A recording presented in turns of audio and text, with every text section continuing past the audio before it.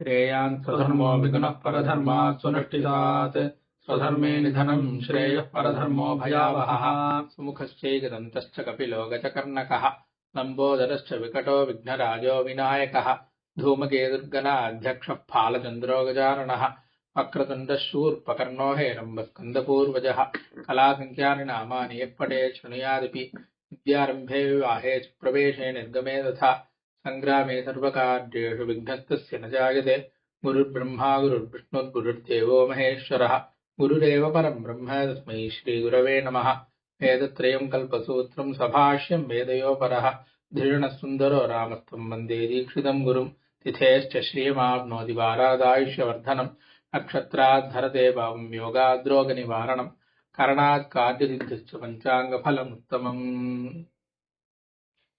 இன்னைக்கு ஜோதிடத்துல கிரகம் உபகிரகம் அப்படிங்கிற ரெண்டு விஷயங்களை பத்தி பார்க்க போறோம்.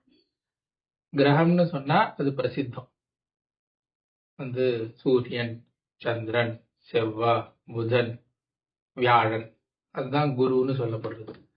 அதுக்கப்புறம் வெள்ளி, தமிழ்ல சுக்கிரன்னு சொல்லப்படுது, சனி, அதுக்கப்புறம் ராகு, கேது, இப்படின்னு மொத்தம் 9 கிரகங்கள் சொல்லப்படுறது.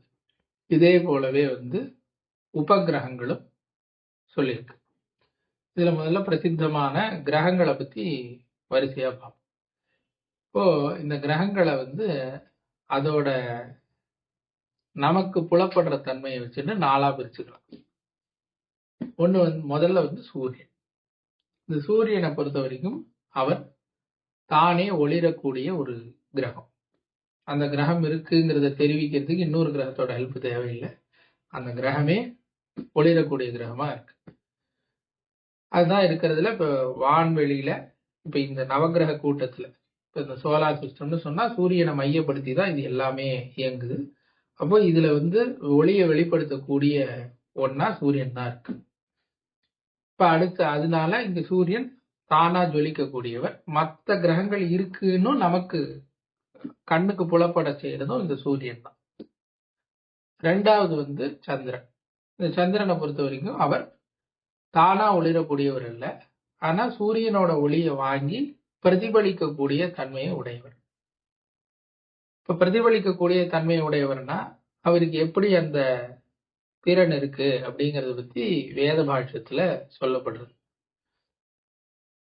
அந்த வைதிக காரியங்கள் எல்லாம் ஜெயாதின்னு ஒண்ணு பண்ணுவா. அதுல ராஷ்டிரபிரதம்னு சொல்லி ரிதாமாக்னி அப்படின்னு சொல்லி தொடர்ந்து ஹோமங்கள் பண்றது. அந்த மந்திரத்துல சந்திரனை பத்தி ஆகுதி கொடுக்கும் பொழுது சுஷும்ன சூரியரஷ்மி சந்திரமா கந்தர்வா அப்படின்னு சொல்லப்படும். சுஷும்னஹா அப்படின்னு சொன்னா சுசும்னஹா, அதாவது சோபனத்தை எல்லாருக்கும் கொடுக்கக்கூடியவர் அப்படின்னு சொன்னா தேவாளுக்கு, ரிஷிக்கு, பித்தர்களுக்கு எல்லாருக்கும் கொடுக்கக்கூடியவர். அதே மாதிரி பூமியில இருக்கிற எல்லாருக்கும், மனுஷால முதற்கொண்டு எல்லாருக்கும் சோபனத்தை கொடுக்கக்கூடியவர்னு சொல்றது. எப்படி அப்படின்னு கேட்டா ஓஷதி வர்க்கங்களுக்கெல்லாம், ஓஷதின்னு சொன்னா அதான் நீங்க மூலிகை வர்க்கம்னு சொல்றோம் இல்லையா, இது மாதிரி இருக்கிற செடி கொடிகள் இது எல்லாத்துக்கும் சந்திரனோட ஒளியினால அமிர்தம் பரவுறது, அமிர்தத்தன்மை பரவுறது. அமிர்தத்தன்மைன்னு சொன்னா நோயை எதிர்க்கிற தன்மை அப்படிங்கிறது சந்திரனோட ஒளியினால எல்லாத்துக்கும் கிடைக்கிறதுன்னு சொல்லப்படுறது. அப்படி சூரியனோட ஒளி இந்த பூமிக்கு தேவைங்கிறது நமக்கு தெரியும். அதே போலவே சந்திரனோட ஒளியும் இந்த செடி கொடிகளுக்கு அந்த வியாதியை நீக்கக்கூடிய தன்மையை கொடுக்கறதுக்கு அவசியமானதுன்னு இதுல இருந்து தெரியுது. இப்ப இந்த சந்திரன் எப்படி பிரதிபலிக்கிறாங்கிறதையும் வேத பாஷ்யத்திலேயே பட்டபாஸ்கரன் சொல்றார். வேத பாஷ்யத்துக்கு 2 பேர், தைத்திரிய எதிர்வேதத்துக்கு 2 பேர் பாஷ்யம் பண்ணியிருக்கா. ஒண்ணு சாயனாச்சாரியங்கிறவர். இந்த சாயனாச்சாரியர் ரிக்வேதம், எதிர்வேதம், சாமவேதம் இது எல்லாத்துக்குமே பாஷ்யம் பண்ணியிருக்கா.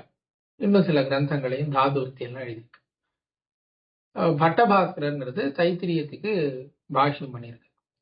இந்த பட்டபாஸ்கரர் அவரோட வியாக்கியானத்துல இந்த விஷயத்த சொல்றார். என்னன்னா, இந்த சந்திரன் பிரதிபலிக்கக்கூடிய தன்மையுடையவர். சூரியன் தான் கிரக மண்டலத்திலேயே ஒளியை கொடுக்கக்கூடிய ஒரே ஒரு கிரகம். மிச்ச கிரகங்கள்லாம் அவரோட ஒளியினால தன்னை வெளிப்படுத்திக்கிற அளவுலதான் இருக்கு. இதுல சந்திரனை பொறுத்த வரைக்கும் அவர் என்ன சொன்னா சூரிய ரஷ்மி சந்திரமா கந்தர்வான்னு இருக்கு. சூரிய ரஷ்மி எடுத்துட்டு சந்திரமஸ்து வந்து அதாவது சந்திரன் வந்து பூமிக்கு ஒளியை கொடுக்குறான்னு அப்பயே சொல்லிட்டான். இந்த சந்திரன் வந்து சூரியன் கிட்ட இருந்து ஒளியை எடுத்துட்டு பூமி கொடுக்குற அந்த ஒளி வந்து அமிர்தத்தன்மையோட உடையதுன்னு தான் இப்ப பார்த்தோம். இப்ப இந்த சூரியன் கிட்ட இருந்து சந்திரன் ஒளியை வாங்கி பிரதிபலிக்கிறாருன்னா அந்த சந்திரன் கிட்ட மற்ற கிரகங்கள்ல இருந்து இல்லாத ஒரு எக்ஸ்ட்ராவான விஷயம் என்ன அப்படின்னு கேட்டா அதுக்கு சொல்றார். ஆதிபட்டியத்தை உதாரணம் காமிச்சு இந்த சந்திரன் வந்து ஜல கிரகமா இருக்கு. சந்திரன் வந்து ஜலத்தோட கூடின கிரகம்னு சொல்லப்படுறது. இந்த பிரதிபலிக்கிற தன்மைங்கிறது மேஜரா 2 வஸ்து கிட்ட தான் இருக்கு. ஒண்ணு வந்து கண்ணாடி கிட்ட இருக்கு, இன்னொன்னு ஒண்ணு ஜலத்துக்கிட்ட இருக்கு. கண்ணாடியில பட்டா எப்படி பிரதிபலிக்குமோ ஒளி பிரதிபலிக்கிற மாதிரி ஜலத்துல பட்டாலும் பிரதிபலிக்கும். இந்த சந்திரன் வந்து ஜல சம்பந்தமான கிரகமா இருக்கிறதுனால வந்து பிரதிபலிக்கிறது அப்படின்னு வேத பாஷ்யம் சந்திரனை பத்தி சொல்லும் போது சொல்றது. அப்படின்னா சந்திரன் வந்து சூரியனோட ஒளி வந்து சந்திரன்ல படுதுன்னா இப்போ சந்திரனுக்கு அதாவது சூரியனுக்கு பின்னாடி இருக்கா இல்ல சூரியனும் சந்திரனும் கரெக்டா எப்படி அந்த பொசிஷன்ல இருக்கு அதுல பட்டு பிரதிபலிக்கிறது எப்படி அப்படின்னா இப்ப நான் தான் வந்து சூரியன் வச்சோம்.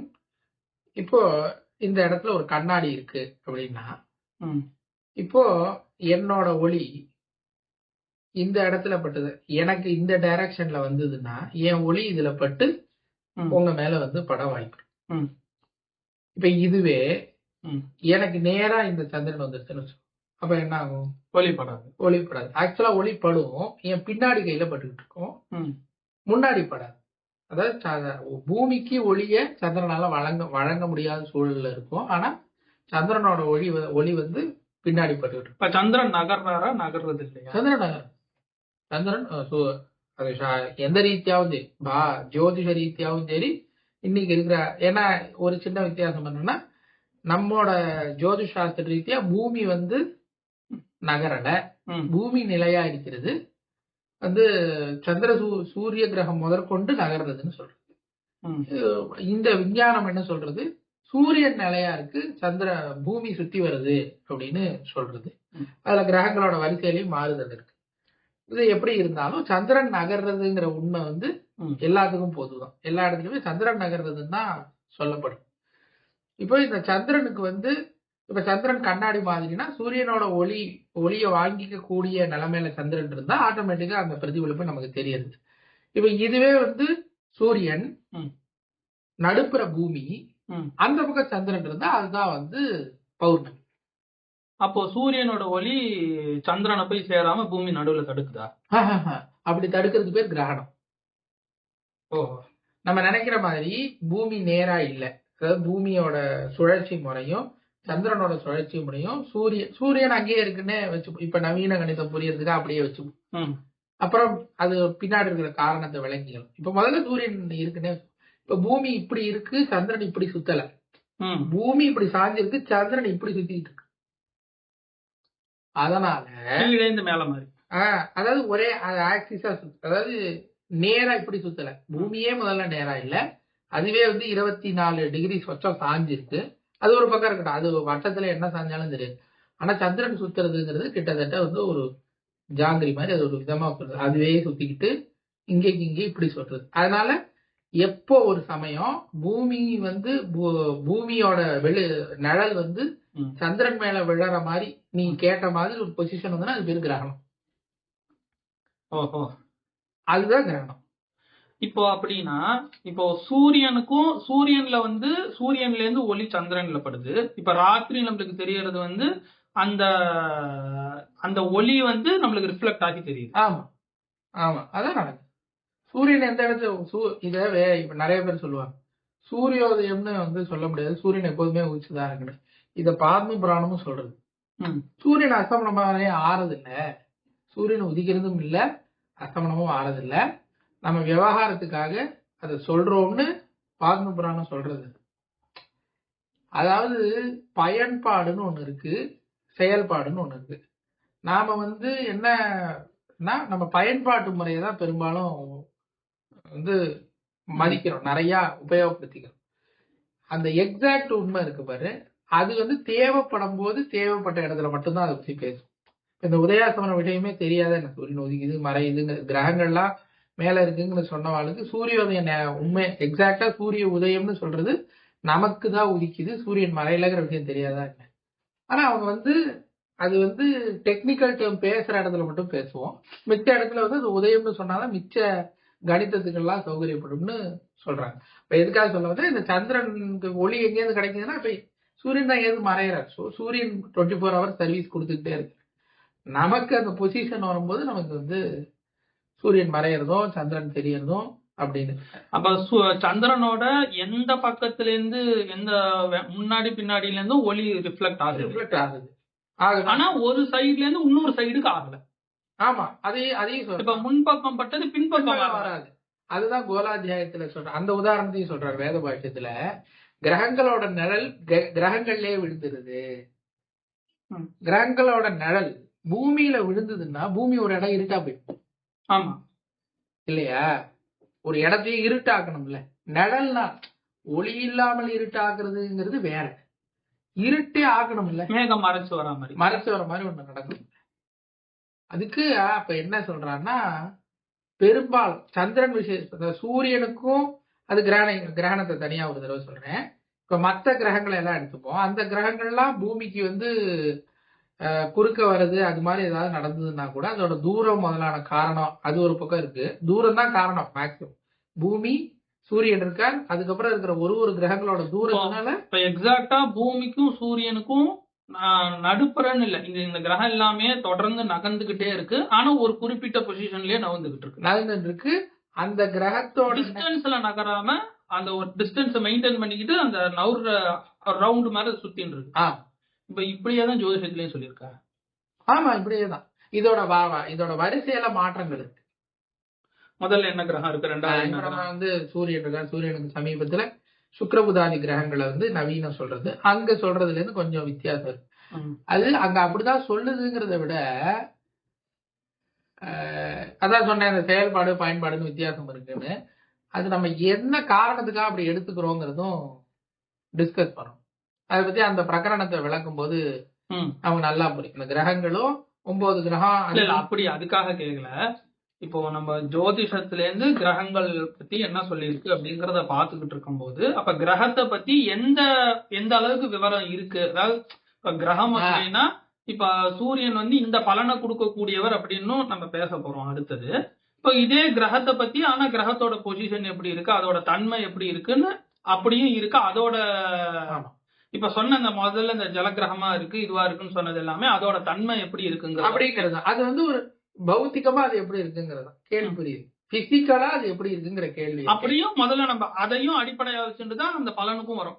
ஆமா, அது வந்து ஒரு உருவப்படுத்துறதுக்கு, அதாவது அதோட தன்மைய அதோட உருவத்தோட தன்மையோட தான் சேர்த்து சொல்லிக்கலாம். அதாவது அந்த பொருளுக்கு என்ன தன்மையோ அது கொடுக்கக்கூடிய பலனும் அதே மாதிரி தன்மைன்ற மாதிரி தான் நம்ம ரிலேட் பண்ணிக்கிறோமா? சம்பந்தப்படுத்தி எக்ஸாக்டா கேட்கல, சம்பந்தப்படுத்தி தான் சொல்றோம். அதான் அங்க எரிஞ்சுக்கிட்டு இருக்கிற கிரகத்தை உட்காந்து இங்க வந்து அங்க என்ன சொல்றோமோ கிட்டத்தட்ட அந்த கிரகத்தோட உஷ்ணாதி விவரங்கள்லாம் ஒரே மாதிரி தான். இப்ப சூரியன் வந்து வெளிச்சத்தை கொடுக்குது, சந்திரன் வந்து பிரதிபலிக்குது, அப்புறம் வந்து ஓஷதிகள்லாம் வந்து அதோட மருத்துவ தன்மையை கொடுக்கறது. இதே மாதிரி சூரியனையும் சந்திரனையும் பத்தி மட்டும்தான் இந்த மாதிரியான சில, அதாவது நம்ம கூட பிசிக்கலா ரிலேட் ஆகக்கூடிய டீடைல்ஸோட இருக்கா? பாக்கி இருக்கிற கிரகங்களுக்கும் இந்த மாதிரியான விவரணம் இருக்கு? என்னோட அறிவுக்கு உட்பட்டு சூரிய சந்திராதி விஷயங்கள்ல தான் நம்மளோட ரிலேட் பண்றது, பிசிக்கலா ரிலேட். அதான் இப்ப சூரியன் வந்து இங்க படுற சூரியன் வந்து உஷ்ணமா இருக்கார், அவரோட இது படுறது அப்படிங்கிற. செவ்வாய் வந்து உஷ்ணமான கிரகம்ங்கிறது, செவ்வாயும் உஷ்ணம்னு சொல்றது, அது நம்மள வந்து தாக்குற அளவுக்கு அங்க ஒன்றும் இல்லை. ஏன்னா அதோட தூரம் காரணமா அது சூரியனுக்கு சம்பந்தப்படுத்த அதோட நெருக்கத்துல இருக்க நமக்கும் செவ்வாய்க்கும் இருக்கிறதுன்னு ஒண்ணு இருக்குல்ல. இப்ப சந்திரனோட இப்ப சூரியனோடது நம்மளை வந்து தாக்குறதுக்கு காரணம் அதோட பவர் ரொம்ப ஜாஸ்தி. இப்ப சந்திரனோட விளைவுகள் நம்மள வந்து நமக்கு தெரியுது. இப்ப எதுக்காக சொல்லணும்னா எல்லாருக்கும் தான் எல்லாம் தெரியும்னா குருவை பத்தி நம்ம யாரும் டே டு டேல பேசுறது இல்ல.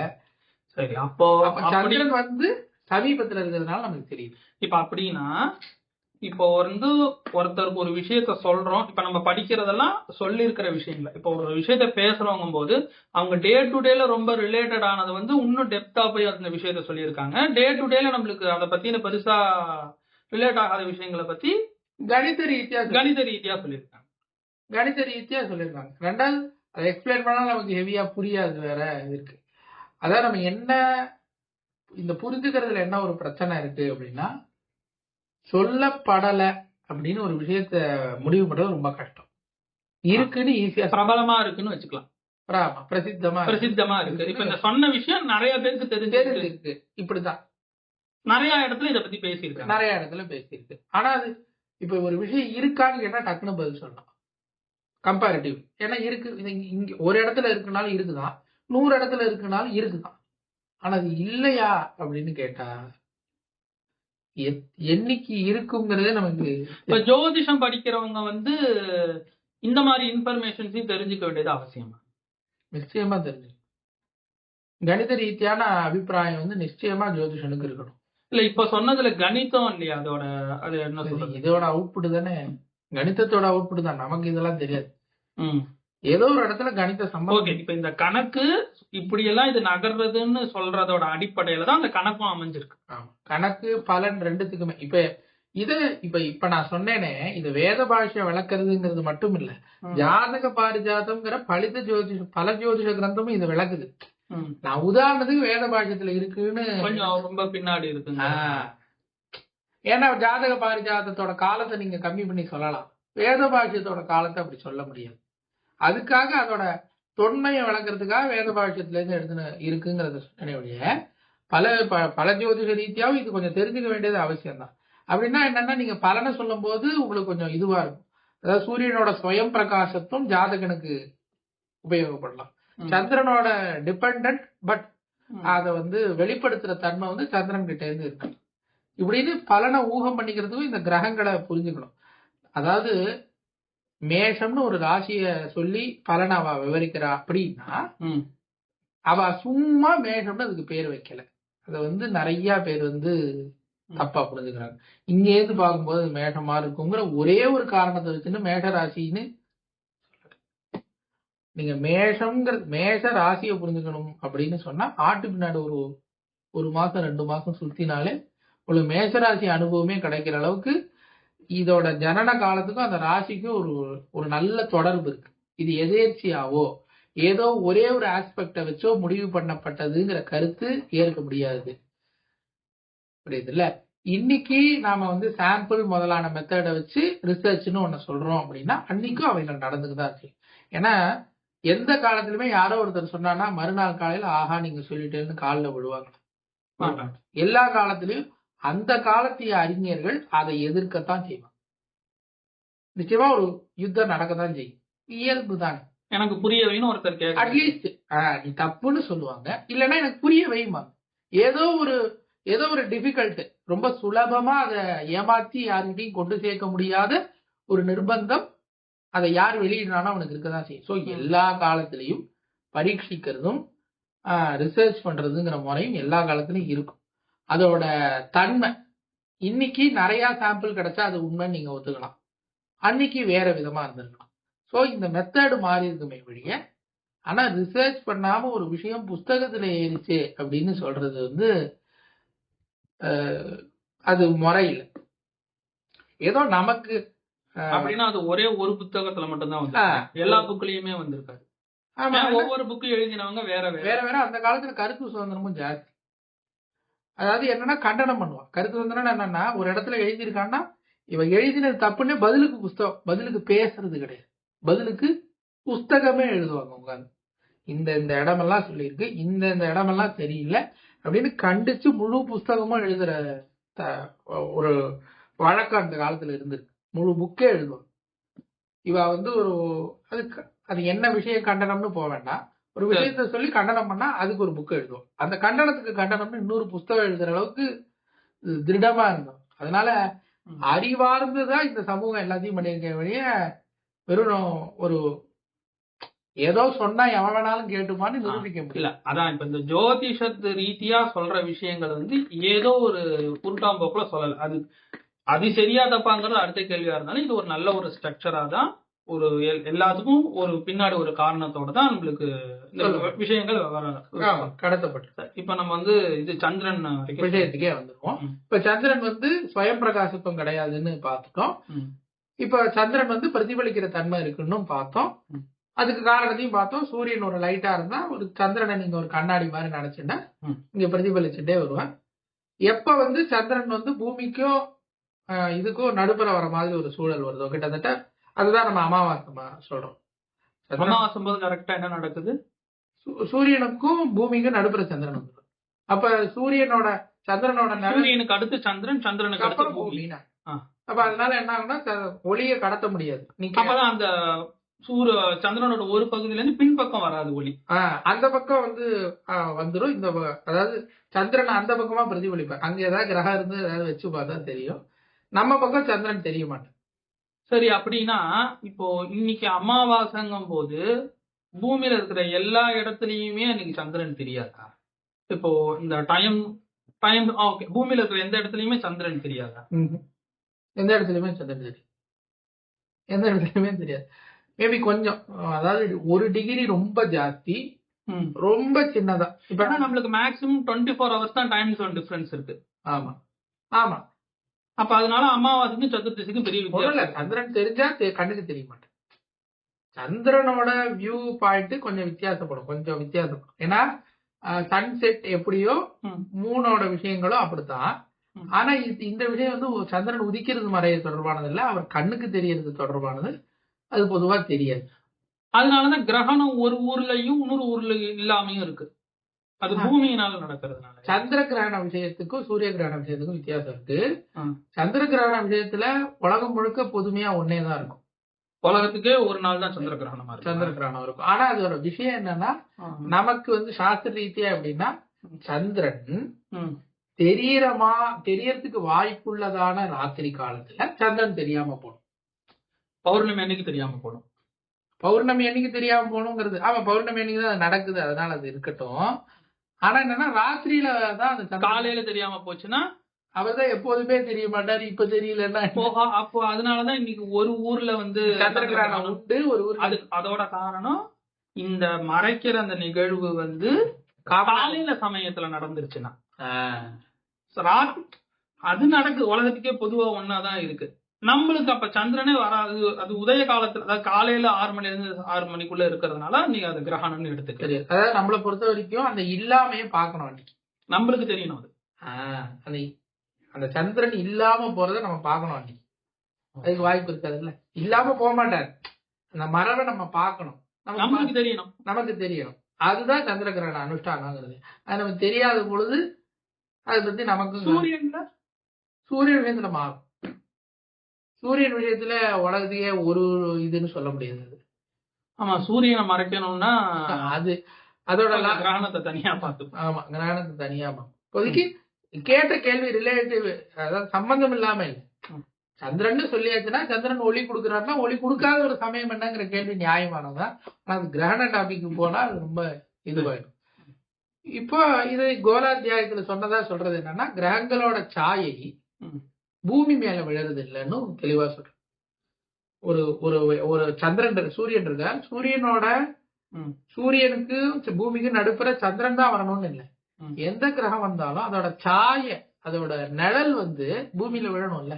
ஆமா, அது விழவே மாட்டேங்குது எப்போதுமே. ஓகே, இரவு பகலை தவிர்த்து ஒரு மறைக்கிற சமயம் வரவே இல்லை. இரவு பகலுக்கு காரணம் இருக்கு, ஒளியற்ற தன்மை வருதுன்னு. Okay okay. இப்ப நம்ம கேள்வி என்னன்னா, பூமி சூரியனோட சூரியன் ஒரு பெரிய ஒளிப்பிழம்பு. அதோட வெளிச்சம் வந்து படுற காலம் ஒண்ணு இருந்து, படாத காலத்தை விட்டுரும், அது ஒரு பகலா இருந்து, அப்ப சூரியனுக்கும் பூமிக்கும் நடுப்புற ஒரு கிரகம் வந்ததுன்னா அப்ப அதோட இது வரணும்னு சாதாரணமா யோசிச்சேன். சயின்டிபிக்கா யோசிச்சா பண்ணா அதோட தூரம் எல்லாம் இருக்கு, அதெல்லாம் வச்சு சாமானியமா 2 பொருளுக்கு நடுப்புற ஒரு பொருள் வந்தா வந்து நிழல் விழணுமேனு சொன்னா அதுக்கு அழகா அவ எப்படி பதில் சொல்லிட்டா அப்படின்னா, அந்த கிரகத்தோட நிழல் அதே அந்த கிரகத்து மேலேயே விழுந்துடும். அதனால அது வந்து பூமிக்கு கடத்தப்படுறதே இல்லை அப்படின்னு அதை பத்தி சொல்றது. சந்திரனை பத்தி சொல்லும் போதும் என்ன சொல்றாருன்னா, இந்த சந்திரன் ஜலகிரகம்னு சொன்னோமே அப்படின்னா அவ பேருக்கு சொல்லல, இது ஜலமாதான் இருக்குன்னு தான் சொல்லப்படுது. இப்ப நவீனமா ஆராய்ச்சி பண்ணிருக்கும் போது கூட சூரிய ஒளி பெருசா படாத இடத்துல நீரோட கூறு இருக்கு அப்படின்னு கண்டுபிடிச்சாங்க. ஏன்னா சூரியன் எவ்வளவு படுறதோ நீர் வற்றி போயிடும். அப்படி இருந்தும் பர்டிகுலர் துருவத்தை வச்சு அந்த இடத்துல நீர் இருக்கு, அங்க நீர்த்தன்மை இருக்குன்னு சொல்றேன். காரணம் இது வேத காலத்துல இருந்து ஜோதிஷத்தை பொறுத்த வரைக்கும் அதை நிலைன்னு சொல்ல, பலன்களை அப்கிரேட் பண்ணலாம். இந்த கிரகங்களோட விஷயத்துல அது மேம்படுத்தத்தக்கதுதான். அது சரியா? காலத்தினால மேம்படுத்தலான்றீங்களா? ஆமா, பலனை நவீன காரகங்களை வச்சு சொல்லலாம். உலகம் மாறிக்கிட்டே இருக்கு, ஆனா அதோட கூறு மாறல. இப்ப லைட் இருக்கு, ஓகேவா? இப்போ லைட்டுங்கிறதுக்குள்ள இருக்கிற விஷயம் என்ன, அதை எப்படி நம்ம சொல்லலாம்னா, எல்லா காலத்திலயும் லைட்ல இருக்கிற ஒளிங்கிறது அந்த ஒளி வெளிப்படுற விதம் மாறிடுச்சு. ஆனா நீங்க ஒளிங்கிறதுல கான்சென்ட்ரேட் பண்ணா என்ன ஆகும்? மாறாது, அது மாறாது. இப்படி அதோட மூலத்தை வச்சிருந்தா உலகத்துல என்ன புது பொருள் ஏற்பட்டாலும் அதோட மூலம் நிச்சயமா ஏற்கனவே இருந்த ஒன்னாதான் இருக்கும். அப்படின்னா ரெண்டுத்தையுமே மாத்திக்க முடியும், நவீனத்துக்கு ஏத்த மாதிரின்னு சொல்ல வரீங்க. பொருத்தி பார்க்க முடியும். இந்த கிரகத்தோட கணிதத்திலயும் நம்ம கிரகத்தோட அண்ணனியோட நம்மளுக்கு தெரிஞ்ச விஷயத்த வச்சு மாத்திக்கலாம். அதே மாதிரி பலன் சொல்றதும், இப்ப நெருப்பை வச்சு பலன் சொல்றோம்னா நாளைக்கு ஒரு வாட்டர் ஹீட்டர் இந்த இப்படின்னாலும் அதுவும் அதே சூடோட தன்மையோட இருக்கு. அது பொருத்தி பாக்குறது. அது மனுஷனோட அடுப்பு, கேஸ். நீங்க அடுப்புன்னு ஒரு சமயத்துல சொன்னா அதை என்ன சொல்லுவேன்? அந்த காலத்துல சொன்னா விறகடுப்பு, அப்புறம் சொன்னா ஸ்டவ், அதுக்கப்புறம் சொன்னா கேஸ், இப்ப சொன்னா கரண்ட் அடுப்பு, இன்னும் சொல்ல போனா நாளைக்கு வேற என்ன வரும். ஆனா அடுப்புன்னு சொன்னா, ஆனா நம்ம அதை ஓகே அது எல்லாத்தையுமே நம்ம சமையல் கட்டுன்னு வச்சுட்டு அக்னி எந்த இடத்துல இருக்கணும்னு தான் நம்ம ஒரு லாஜிக்ல பாத்துருவோம். அது அந்த எது ஹீட்டை ப்ரொடியூஸ் பண்ணுதோ. இத என்ன தப்பா புரிஞ்சுக்கிறவங்க என்ன சொல்றாங்க, ஜோதிஷத்துல இல்லாத ஒரு விஷயம் ஏதோ சேர்த்து சொல்றாங்க. அப்படி இல்ல, மூல விஷயங்கள் எல்லாத்தையும் நான் சொல்லிட்டேன் அப்படின்னா காம்பினேஷன்ஸ் இங்க கிரியேட் பண்ணிக்கிட்டே போகணும். இப்ப லைட்னா இதுல ஒளி மட்டும் இல்ல, அந்த பஞ்சபூதம்னா இது அதோட டேட்டாவே இருக்காது. எலிமெண்ட்ஸ் சம்பந்தப்படாம இருக்க எலிமெண்ட்ஸோட காம்பினேஷன்ல நிறைய விஷயங்கள் உண்டாருதுன்னு எப்படி சொல்றோமோ கிட்டத்தட்ட அதேதான். இப்ப இந்த லைட்டுன்னு சொன்னா லைட்டுன்னா இதுல ஒளி இருக்கு. அப்ப நான் ஒளிய வச்சு ஒரு காரகம்னு சொல்றேன். ஒளி கூட வேற ஏதாவது சம்பந்தப்பட்டிருக்கா அப்படின்னா கரண்ட் இருக்கு. கரண்டோட மூலக்கூறு என்ன? தீர்த்தம். அப்ப ஜல சம்பந்தம்னு ஒண்ணு இருக்கு. அதுக்கு அடுத்து பார்த்தா இது எது வழியா நமக்கு கடத்தப்படுதுன்னு கேட்டா இரும்பு. அப்ப இங்க என்ன ஆயிடுறது? இங்க சந்திரனோட சம்பந்தம் இருக்கு, இதுல சனியோட சம்பந்தம் இருக்கு. ஜோதிஷத்துல இப்ப இது மூலியமா சொல்றது நம்மளால இது இப்படிதான் சொல்லியிருக்கு, இது இதுக்கப்புறமா மாத்தக்கூடாதுன்னு இல்ல, உனக்கு எந்த அளவுக்கு இந்த விஷயத்தை வச்சுட்டு உன்னோட அண்டர்ஸ்டாண்டிங் எந்த அளவுக்கு பெட்டர் ஆகுதோ அந்த மாதிரி அதை சொல்ல முடியும். அதனாலதான் ஒவ்வொருத்தவங்க ஒரு மாதிரி பலன் சொல்றாங்க. ஒவ்வொருத்தவங்களோட புரிதலும் படிச்சது ஒரு விஷயமா இருந்தாலும் புரிஞ்சுக்கிறது ஒவ்வொருத்தவங்களுக்கு ஏற்ப மாறுது. அதனால ஜோதிஷங்கிறது கணித ரீதியாவும் தன்னை மேம்படுத்திக்கிறதுக்கு தன்னை தயாரா வச்சுக்கிட்டுதான் இருக்கு. ஆனா அதுக்கு போதிய சப்போர்ட் முதலான விஷயங்கள் இருக்கு. அது ஏற்படுற பட்சத்துல இது இன்னும் நல்லபடியா வளர்ந்து தன்னை இப்பயும் கணித ரீதியா வரக்கூடிய வித்தியாசம், இப்ப இவ்வளவு தூரம் போக வேண்டாம், இருந்தாலும் இந்த கணித ரீதியாவும் மேம்பட்டு தான் இருக்குன்னா கணித ரீதியா வரக்கூடிய வித்தியாசம் ரொம்ப தள்ளி இருக்கா? இப்ப நவீனமா சொல்லக்கூடிய கணக்குக்கும் இல்ல ஓரளவு பக்கத்துலதான் இருக்கும், ரொம்ப பெரிய டிஃபரன்ஸ் இல்ல. ஏதோ ஒரு பெரிய அதிகபட்சம் டைம்ல அத அளவுல சொன்னா, அதாவது அதோட அளவை ஒரு டைம் வச்சு சொன்னா எவ்வளவு நேரம் வித்தியாசத்துல இருக்கலாம். டிகிரி ஆக்சுவலா நடக்கிறது டிகிரியோட தொடர்பு இருக்கிறதுனால டிகிரியா சொன்னா நமக்கு இன்னும் ஒரு டிகிரியே பூர்ணமா பெரிய வித்தியாசம் வரல. கிரகத்தோட நிலையில நவீன கணிதத்துக்கும் நம்மளோட பஞ்சாங்க கணிதத்துக்கும் ஒரு டிகிரி வித்தியாசம். ஒரு டிகிரிங்கிறதே பெரிய ஏதோ ஒரு சமயத்துல அப்படி நடக்குதுன்னு சொல்லலாம். ஒரு டிகிரி 1.5 டிகிரி. அதுவும் சூரியன் விஷயத்துல மிச்ச கிரகம், ஏன்னா சூரியனும் சந்திரனும் ரொம்ப ஃபாஸ்டஸ்ட் கிரகம், அதாவது மூவ் பண்றது இல்ல. பாக்கி கிரகத்துல எல்லாம் ஒரு டிகிரியே ரொம்ப பெருசு, அவ்வளவு எல்லாம் ஒரு வித்தியாசம் வரல. அப்போ சமீபத்துலதான் அதோட அப்கிரேட் நடக்காதனால அப்படின்னு நினைக்கலாம். இல்ல அது நம்ம இன்னும் எது சரின்றது அதெல்லாம் பெரிய டிபேட். ஆமா, எது சரிங்கிறது பெரிய டிபேட். ஆனா இது வித்தியாசம் ரொம்ப பெருசா இல்ல. இது இந்த ஜோதிஷமே அது சொல்லும் போதே எப்படி சொல்லிக்குதுன்னா, கிரகங்களோட நிலைகளை அப்பைக்கப்ப ஆராய்ச்சி பண்ணி தன்னை மேம்படுத்திக்கணும்னு ஜோதிஷமே சொல்லுது. அதுக்கு வழிமுறைகளை அதுவே சொல்லி கொடுத்துருக்கு. இன்னைக்கு அதை விட இன்னைக்கு உலகம் எதுல வளர்ந்துருக்குன்னா மேஜரா சொல்ல போனா எக்யூப்மெண்ட்ஸ்ல வளர்ந்துருக்கு. அதை நம்ம ஒத்துக்கிட்டு தான் ஆகணும். எக்யூப்மெண்ட்ஸ் வைஸ் உலகம் வேகமா வளர்ந்துருக்கு. அதனால இன்னைக்கு நவீன எக்யூப்மெண்ட்ஸ் வச்சுட்டு நம்ம இன்னும் அதோட பார்வையை தீர்க்கப்படுத்தலாம். அதை பயன்படுத்துறதுலயும் ஒன்றும் தவறு எதுவும் இல்லை. ஆனா இது இப்ப நான் என்ன சொல்ல வரேன்னா, இது மாற்றத்துக்கு உட்படாது அப்படின்னு சொன்னா எல்லாத்துலயும் அப்படி கிடையாது. சில இடங்கள்ல ஆமா, நீதி முதலான தர்மம் இது மாதிரி விஷயங்கள்ல அது சிச்சுவேஷனுக்கு ஏத்த மாதிரி சிச்சுவேஷனுக்கு ஏத்த மாதிரி மாறும். காலம்னு சொல்லி அதை அப்கிரேட் பண்ணணும்னு சொல்ல முடியாது. அப்படின்னா அதான் அப்கிரேட் பண்றதுன்னா என்னன்னா, 150 வருஷத்துக்கு முன்னாடி சிச்சுவேஷன் வந்தா இப்படி பண்ணுவீங்கன்னு அது சொல்லிடுது இல்ல. 150 வருஷம் கழிச்சு நம்ம அதை சொல்ல வேண்டிய அவசியம் இல்லை. ஆனா ஜோதிடம் மாதிரியான விஷயங்கள்ல மேம்படுத்திக்க வேண்டிய அவசியத்தை பத்தியும் ஜோதிஷமே சொல்லி கொடுக்கும். ஏன்னா அதுல அந்த இது இருக்கு. அதுவே காலம் இல்லையா? காலம்னு சொல்லிட்டாலே அது தன்னை மாத்திக்கிட்டே இருக்கக்கூடியதுன்னு தான் அதுக்கு அர்த்தம். எதுக்காக சொல்ல வந்தேன், சந்திரன் ஜலகிரகமா இருக்குன்னு சொல்லியிருந்தா நிச்சயமா அது ஜலகிரகமா இருந்திருக்கு, அதுல சந்தேகம் இல்லை. இன்னைக்கு அது மாறி இருக்கலாம். இன்னைக்கு அது மாறி இருக்கு. இல்ல நம்ம அதை இன்னும் தெரிஞ்சுக்காம இருக்கலாம். அதுல இன்னும் நம்ம நிறைய விசாரம் பண்ண அதோட புரிதல்ல மேம்பட வாய்ப்பு இருக்கு. இப்ப சூரியன் சுயம் பிரகாசத்தும் சந்திரன் தானா பிரதிபலிக்கிற தன்மையுடையவங்கிற இந்த ரெண்டு விஷயத்தை இதுல பாக்குறது. இப்ப அடுத்து செவ்வாய் முதலான 5 கிரகங்கள் தாரா கிரகம்னு சொல்லியிருக்கு. ராகு கேதுவை சாயா கிரகம்னு சொல்லியிருக்கு. அதை பத்தின விஷயங்களை நம்ம அடுத்ததுல பார்ப்போம்.